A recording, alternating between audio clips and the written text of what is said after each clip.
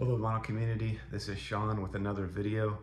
For this video I'm continuing to go through my collection A through Z, ranking my records as I go along to determine my top albums in my opinion that I own in my collection.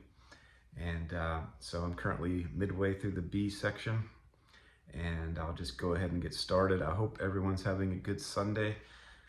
And my first artist that I'll show on this video is an introduction to my vinyl collection of soul music, my first soul album that I have, which I hope to get many more. I have around 550 records in my collection, and this being my first soul record, it holds a special place. I rank the album high as well, and overall high. This is the Black Pumas, and this is their second album. They're young in their career. They only have 2 albums. First album was self-titled in 2019, and this album came out in 2023.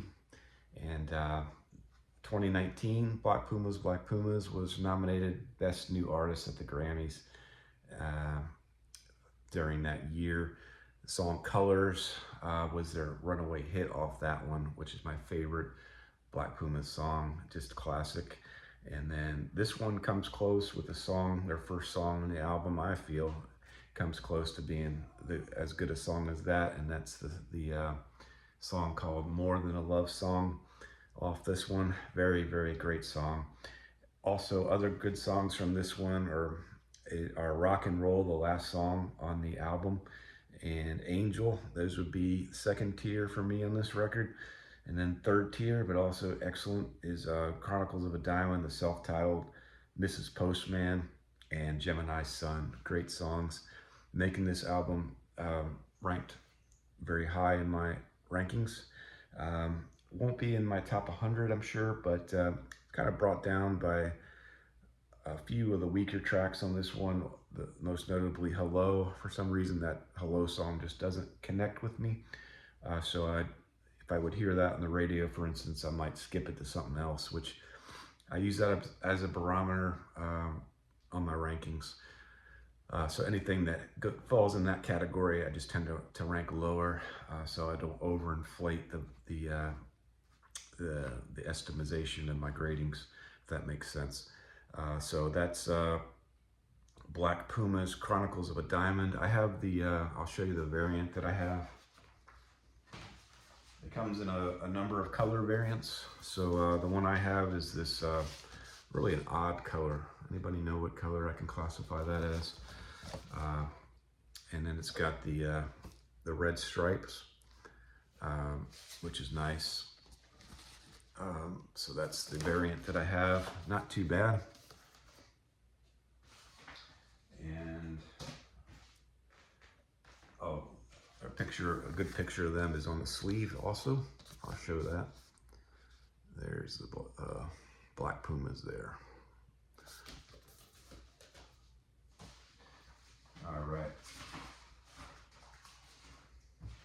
All right, so for the next artist that I'll show is definitely, this one will be in my top 100, I guarantee it. Just because of the way I ranked it so high. It's my, well, not my first, but it's an A album altogether. When I listen to all the songs, I listened to all these records during the past 7 days, so ranked it extremely high. Blue Aeroplanes, Swagger, and this band is from Bristol, UK band, and they've been around. They have 13 studio albums, but they also have a number of like EPs, if you count the EPs with like 5 or so songs on them. It brings it up to like over 30. So my want list, of course, is loaded with the Blue Aeroplanes, just because I loaded it up a long time ago, but I didn't realize how much I love them until I got this album. I got this album in December of last year in Germany, in Nuremberg. It's a German pressing, and just play this quite a bit since I've received it, since I've got it. It's a good VG to VG plus copy of it. They do have a record, or the reissue that just came out in 2023 in the UK.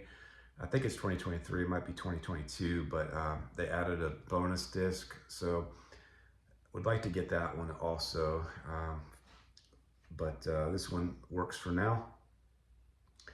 So the band was formed by Gerard Langley, his brother John Langley. Gerard is the lead singer, and Wojciech Domchowski, probably pronouncing that wrong, but all three had previously been band members of the new wave art band Art Objects from 1978 to 1981. Now, I haven't explored the Art Objects yet. It's on my to-do list, but that's how they formed.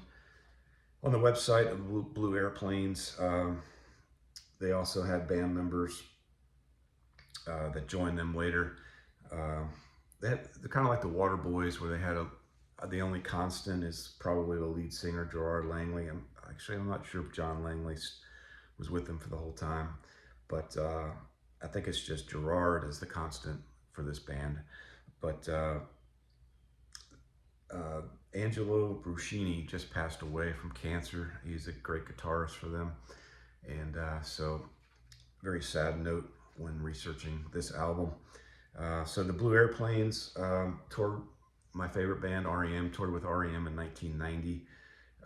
The vocal style of Gerard Langley is definitely kind of like a spoken word type deal. So if you're not a fan of that, you may not like this band. I'm going to try to, I haven't figured out how to post like snippets of the songs yet. I'm going to eventually be proficient enough in that. I'm going to have my daughter, she has a YouTube channel, I'm going to have my daughter train me. But until then, I'm going to try to do snippets. I've done that on the Flaming Lips and the Bats from previous videos. But I'm going to try to do that later tonight. So you can maybe seek that out. If you haven't heard them, of course, you can always stream them. But anyway, from the REM connection, I guess they co-headlined the tour in 1990 with them. And Michael Stipe was inspired by Gerard in concert, because they were in concert together, and it inspired him to write the song Ebo the Letter. It gave him the confidence to produce that song. One of their best songs of all time from REM is Ebo the Letter, in my opinion. And it's kind of like the same vocal styling on that song, kind of a spoken word that Michael Stipe was very nervous about doing, but he was inspired to do it based on Gerard, which is pretty cool, actually. Manic Street Preachers, James Dean Bradford, another great band, said that best live act they've ever seen, that he's ever seen, and they kind of changed up their live act, inspired by this band. They've drawn comparisons to Velvet Underground. In the United States, getting their albums on Discogs is quite a challenge. Maybe not so for this one, but a lot of times you have to go overseas on Discogs to get their records. I've whitelisted imports. Still reasonably priced. You can get them in the $20 to $30 range usually, but it'll come from Greece, or it'll come from Spain or the UK or something like that. So not a well-known, well-collected band in the United States, I would say. And so they have 13 studio albums, the first one being Bop Art 1984, their last album Culture Gun from 2022. So that's their studio album output. And so that's all I'll say on the Blue Aeroplanes. Highly recommended to check this one out if you don't know this band, or if you know of them and just haven't thought about them for a while.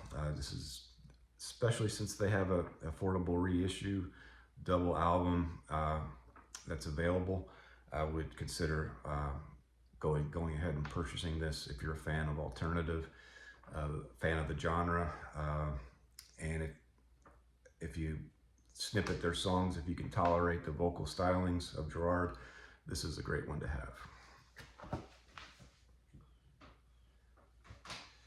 And yeah, so this is a picture of the band. This is the sleeve. And like I think I said, I bought this on holiday in December in Germany. It's a German pressing. All right. So the next one I'll go into is the Bodeans. I have 3 records from the Bodeans. The first 3 albums, and the first album released in 1986 called Love, Hope, Sex, and Dreams, and that's the first one I'll start off with. And this one, just to tell you right off the gate, this one is by far the best record from the Bodeans that I own. It far better than the second and the third, in my opinion. This one was produced by T-Bone Burnett. Somehow, as a new artist, they got T-Bone to produce their record. So they're from Wisconsin. Kurt Newman and Sam Leonas shared lead vocals on this one, pretty much 50-50, I'd say, for the 3 albums that I'll show. And I'll show pictures of them on the 3rd album. They're on the cover. But Kurt also is also a guitarist, the electric guitar, and Sam is the acoustic guitar player. Guy Hoffman is what makes this record, part of what makes this record by far the best. And now I listened to all 3 of these consecutively over the last couple of days, and before I did the research with the notes, I circled big and bold on the second and the third record, where did the drums go, because I thought the drums on this record were extraordinary. The drummer Guy Hoffman is from also Violent Femmes and also Oil Tasters, which are on my want list. I don't have anything from them. Just a great drummer. And after I did the notes, it dawned on me that, yeah, so it's not, I circled that because he wasn't with the band for the second and the third albums. So Love, Hope, Sex, and Dreams is the name of the album, and the album title is from the Rolling Stones song Shattered. T-Bone Burnett was the producer, like I said, and he was so busy with other projects, he would kind of leave the Bodeans for like 3 and 4 days at a time, kind of would check in with them, and then once he was with them, he was fully committed to making sure the record was great, which it is.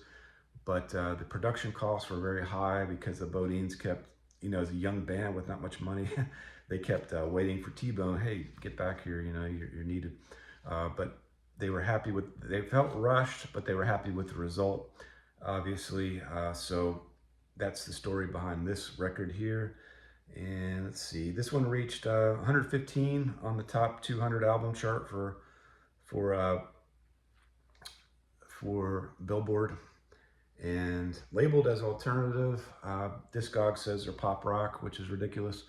But if you go down the genre rabbit hole, you'll just get frustrated. So probably not even worth mentioning. So, but that's the first album, Love, Hope, Sex, and Dreams.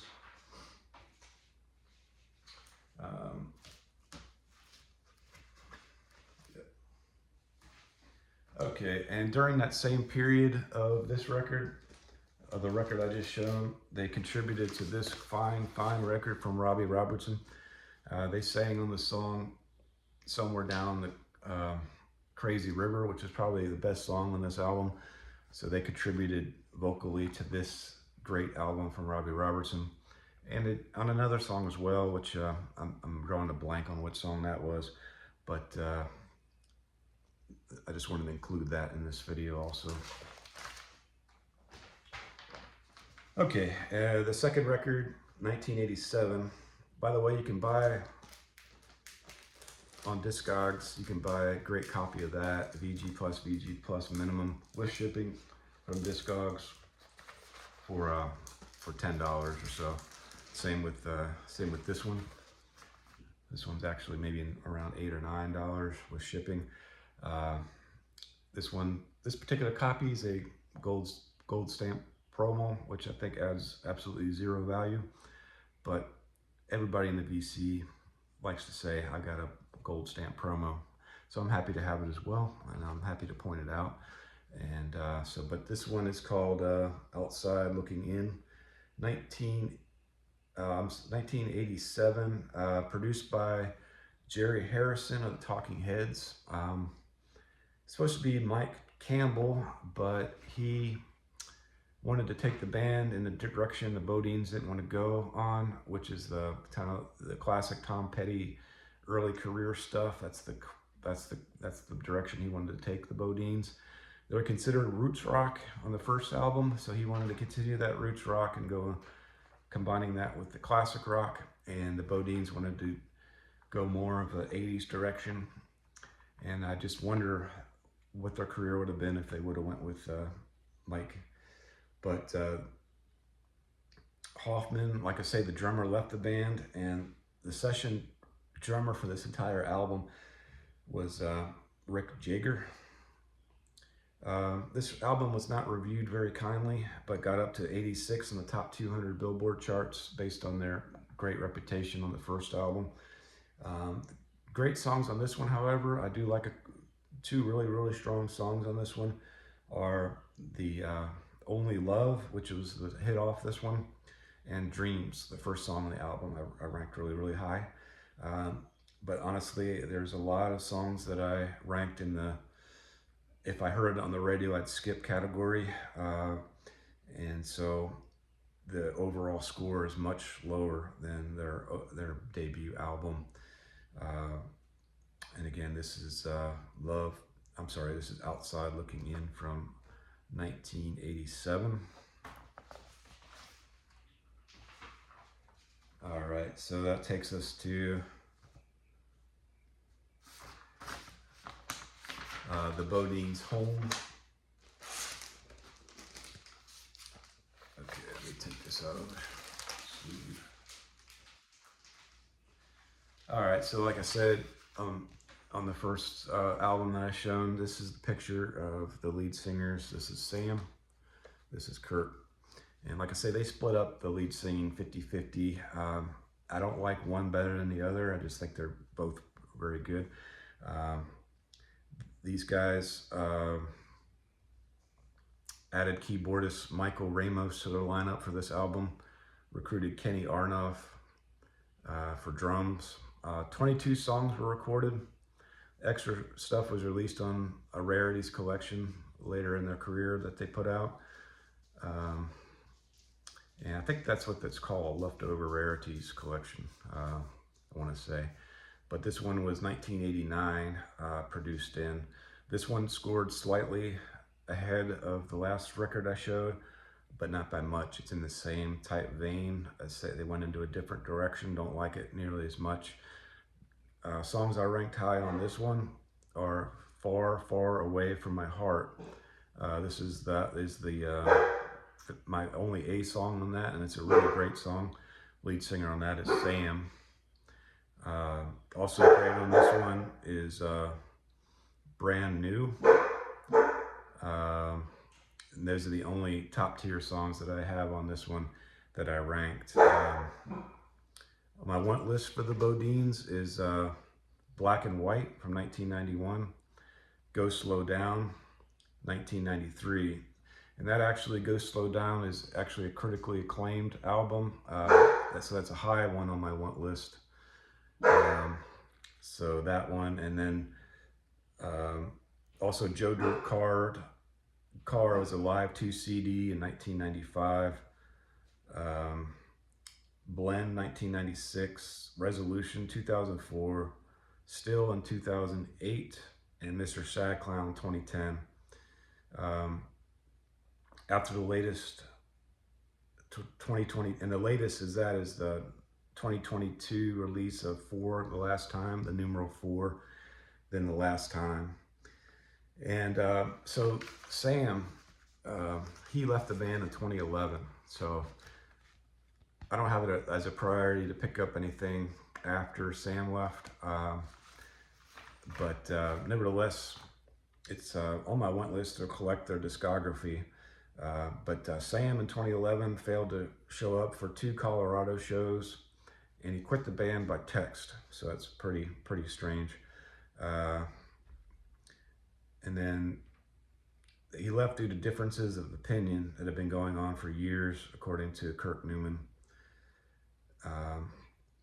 The band's guitar technician, Jake Owen, filled in for Sam. And one tragic thing about this whole story of the Bodeans is 2018, Kurt accused Sam of molesting his then preteen daughter, which is just very disturbing. Had accused Tessa Newman, Kurt's stepdaughter, accused former member Sam of sexually abusing her from 2001 through 2007 while she was still a minor. So just a really bad turn it took for this band when it comes to the relationship, because they knew each other since high school. Sam, of course, denies it. No charges were ever brought forward. So that's the story with that. But that's the last album I'll show from the Bodeans, and that's Home. All right. And so for the last band, second to last band, it's the Bongos, which is a power pop group from the 80s from Hoboken, New Jersey. And this is I'm missing Drums Along the Hudson, which is high on my want list, which is their most collected on Discogs, probably their most critically acclaimed.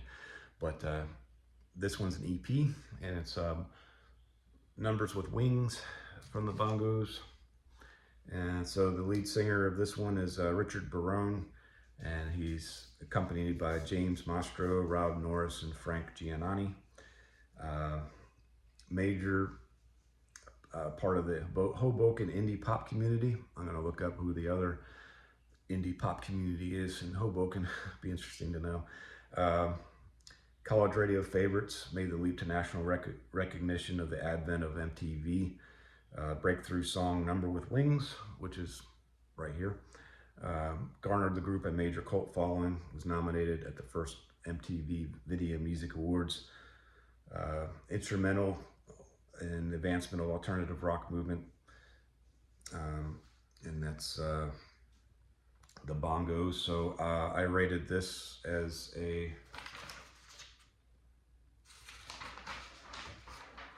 this EP, I'm not going to include it in my all-time records of all time because it's an EP, but by far the best song on this is Number with Wings. So even if it was, the grade was mixed in with my greatest albums of all time, it wouldn't crack the top 100 because the strongest song is in fact the Number with Wings. Although Tiger Nights, Barbarella, Sweet Blue Cage, nothing wrong with those songs. Skydiving, my least favorite on this EP, but that's 1983 Number with Wings from the Bongos.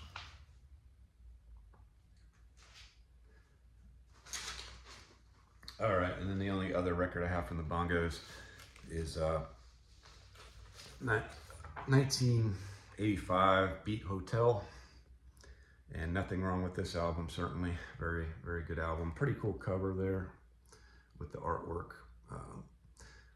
So high grades for the cover. And my favorites off this one are A Story, in parentheses, Written in Sky, and Blow Up, the last song on the album, would be my favorites from this one. The whole album, though, gets a solid B, mid B. And Richard Barone, the lead singer, has released a series of well-received solo albums as well. I think his most popular is called Glow, which I added to my want list based on, my want list keeps getting bigger and bigger by watching VC channels, of course, and then doing my research for these videos. I find splinter bands, solo careers that I didn't know about previously. So it's a good thing about doing these videos. Bad for the pocketbook though, bad for the wallet. But 2006, the original three Bongos re-entered the studio with longtime fan Moby and produced to create bonus material for the CD reissue, the group's debut album. It's a 27-track special edition of Drums Along the Hudson. So I want to get the original Drums Along the Hudson, and then I want to get the Moby involved CD as well, the deluxe edition. That's on my want list based on my research. The remastered 27 track edition, released internationally by Cooking Vinyl Records, includes rare live bonus tracks and new studio recordings. And then March 11, 2009, I always have to try to hunt for REM connections. In March 11, 2009, Bongos performed a full concert set at the City Winery in New York City, following a tribute to their longtime friends REM, held at Carnegie Hall, a benefit for music education programs. So that's the REM wrinkle on the Bongos. And Lost Album is Phantom Train, produced eventually in 2013. I think it's only available on CD. It never got released till 2013, which would be a good one to have, certainly, for the Bongos. And there's a picture of the band there, the Bongos. And my last album, Bon Jovi. So this one is Slippery When Wet. And this one is my wife's, had the most input in me getting this. I'm not a fan of the genre, but I do love the song Bon Jovi, She's a Runaway, off, I guess, their debut album. I forgot the name of it. That would be the one I want to get. This one, Slippery When Wet, probably their most famous. You Give Love a Bad Name. There's certainly nothing wrong with that song. Living on a Prayer, Wanted Dead or Alive are the hits from this one. And so my wife and I listened to this. I listened to this for the first time without my wife this past week. So it's not something I'd pull up personally, but certainly a talented band, and I can't say anything negative about Bon Jovi. I guess people do with their newer stuff, that Bon Jovi totally lost it, and to always refer back to these early records if you want to listen to Bon Jovi. But anyway, I love the opening for Living on a Prayer. That's something always ingrained in my memory, and not a bad album. Wanted Dead or Alive is a good song. Just some of the songs I ranked very, very low, like a definite, I would turn it to another song, just because I'm not a fan of the genre. My least favorite song is Raise Your Hands. I actually ranked that probably lower than any song that I ranked so far, but no disrespect to Bon Jovi, certainly. And that's Slippery When Wet from 1986. Okay, that's all I had. If you could like and subscribe, if you haven't subscribed, that would be appreciated. I do answer all comments, so if you leave a comment, I will be sure to answer you. And I appreciate you watching, and until next time, thank you.